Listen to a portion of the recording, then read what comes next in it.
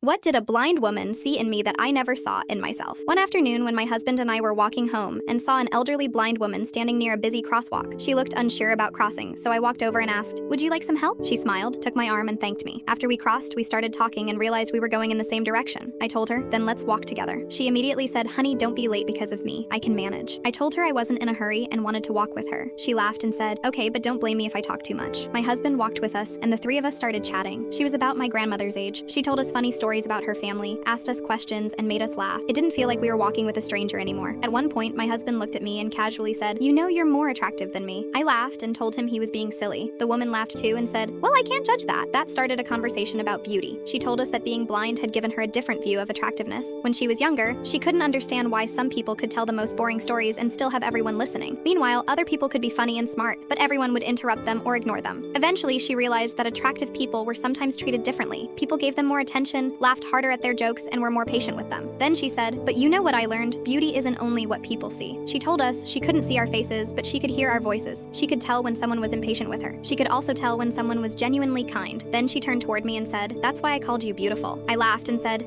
"But you haven't even seen me." She smiled and replied, "I don't need to." She reminded me that I could have walked past her at the crosswalk. Instead, I stopped. When I found out we were going the same way, I could have said goodbye, but I stayed. She gently touched my arm and said, "Honey, you gave an old woman your time when you didn't have to." "That's beautiful." My husband smiled and joked, "See, I told you she was attractive." We all laughed. Before we said goodbye, the woman held my hand and said, "People spend so much time worrying about whether their face is beautiful. They forget that people remember how you made them feel."